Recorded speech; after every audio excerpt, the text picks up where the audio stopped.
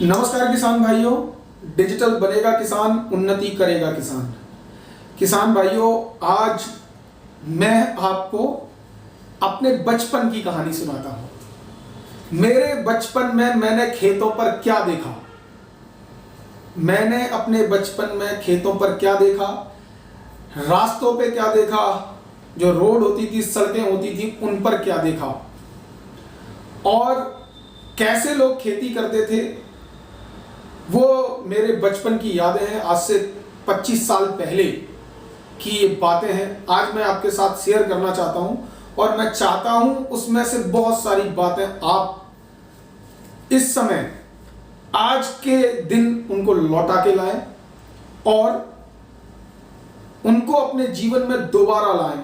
आज हमारा देश बहुत ज्यादा बदल गया है, हमारे गांव बहुत ज्यादा बदल गए हैं। मैं चाहता हूं जो मेरे बचपन में मैंने देखा वो दोबारा हो। तो किसान भाइयों, सबसे पहले मैं शुरुआत करता हूं, छोटी बातों से शुरुआत करता हूं। जब मैं बचपन में अपने गांव में रहता था,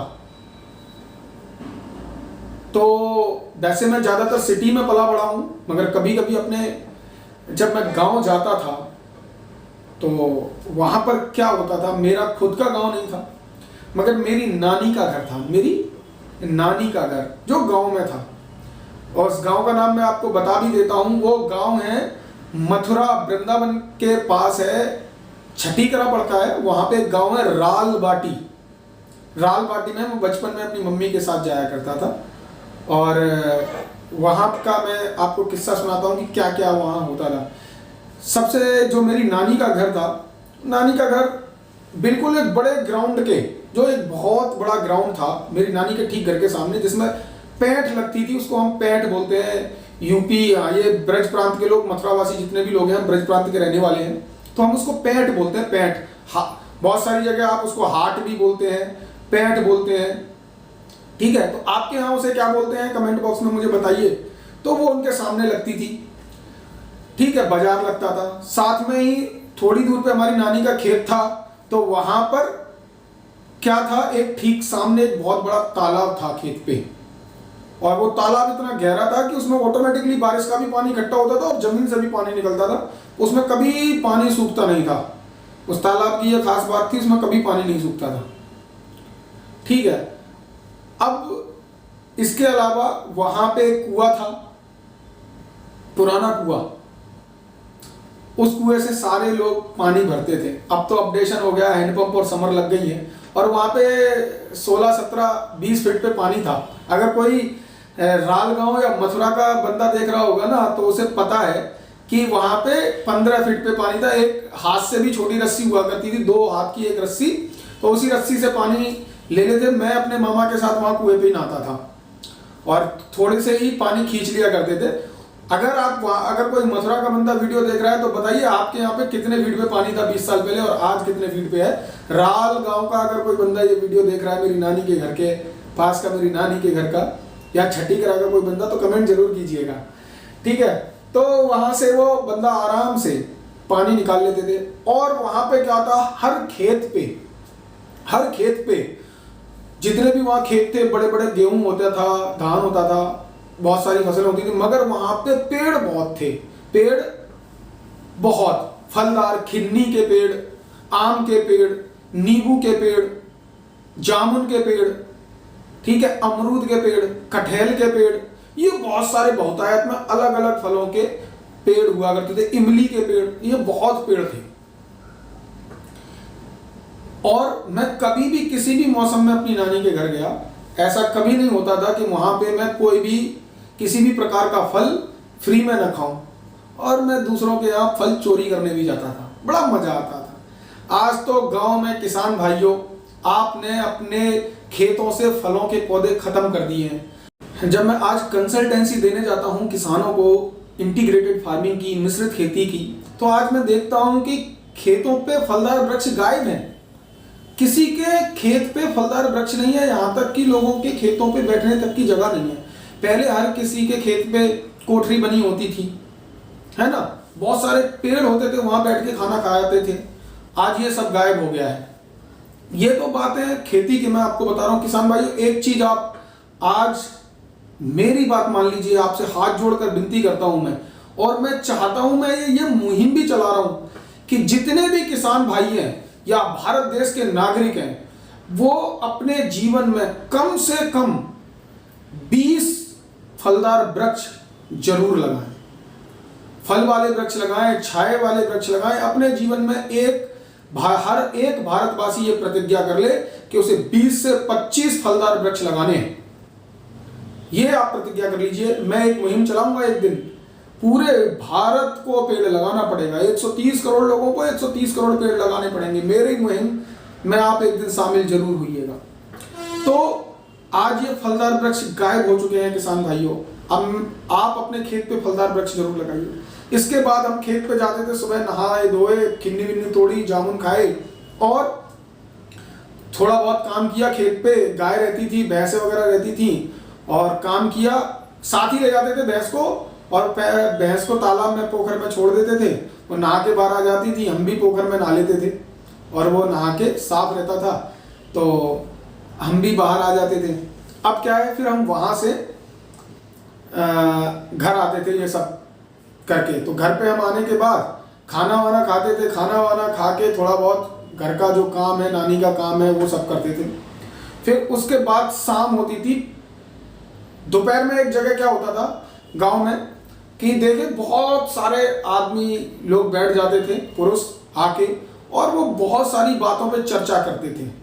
बहुत सारी बातों पे चर्चा कि तेरे क्या हुआ, तेरे रिश्तेदार क्या हुआ। इसके अलावा वहां पे चौपड़ होती थी। चौपड़, आपको मैं पीछे वीडियो देखिए, चौपड़ क्या होता है।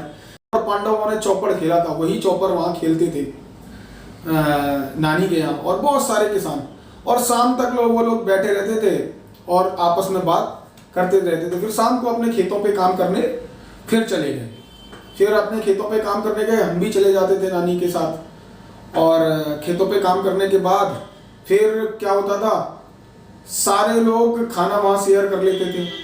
सब्जी, हमारे नानी के बगल में एक आंटी रहती थी, तो मैं बगल में उनके यहाँ जाता था, तो हमारे यहाँ आती थी नानी के यहाँ कि आप क्या सब्जी बनी है। हम उनके यहाँ चले जाते थे कि आपके यहाँ क्या आज बनाया है।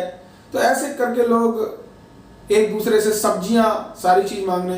कभी कभी मैं बचपन में नानी के यहाँ जब था तो हमारे यहाँ क्या था कि रोटी खत्म हो गई तो हम पड़ोस वाली जो हमारी मामी लगती थी, मेरी माई, तो किस माई तुमने क्या बनाया है, तो हम कर लिया करते थे।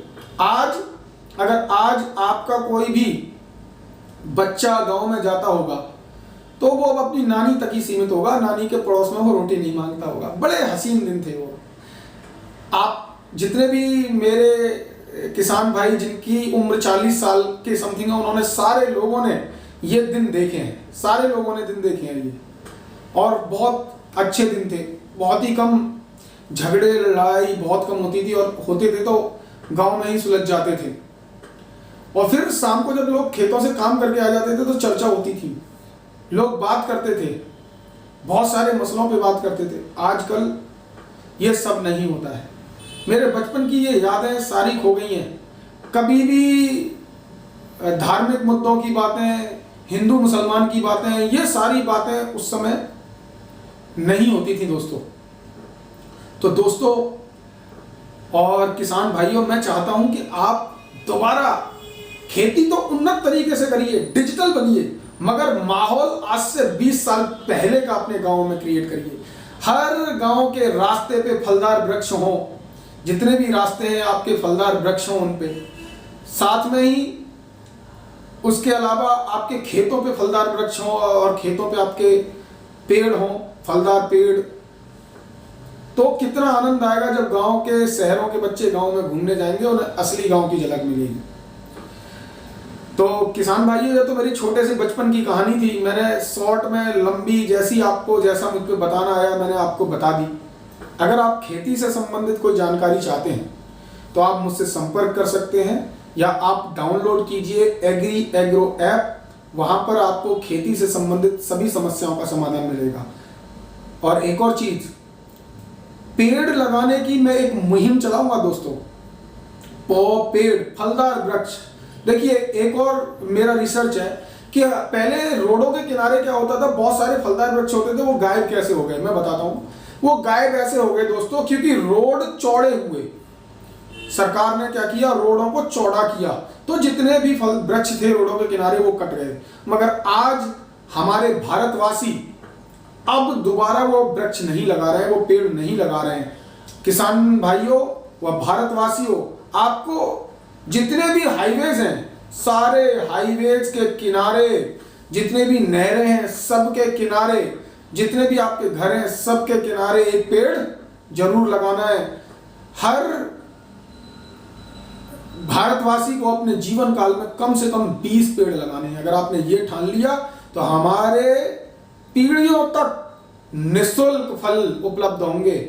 निःशुल्क फल बस्ती के आसपास के लोगों को निःशुल्क फल उपलब्ध होंगे। तो मेरी मुहिम में साथ दीजिएगा किसान भाइयों। अगर खेती से संबंधित कोई समस्या है तो एग्री एग्रो ऐप डाउनलोड कीजिएगा। नमस्कार। अब मैं अपने बचपन की कहानी समाप्त करता हूं। जैसी भी हो उसके लिए आप मुझे कमेंट बॉक्स में बताएं, और अगर आपके साथ ये सब हुआ है तो आप मुझे कमेंट बॉक्स में बताएं। साथ में अगर आप अपना एक वीडियो बना के भेजना चाहें तो अपना वीडियो बना के भेजिए कि आपके बचपन की कहानी, आपके बचपन में गांव कैसे होते थे या आपका गांव कैसा है, वो वीडियो मैं अपने YouTube चैनल पे पोस्ट करूंगा और आपको प्रमोट करूंगा। नमस्कार, जय हिंद, जय भारत।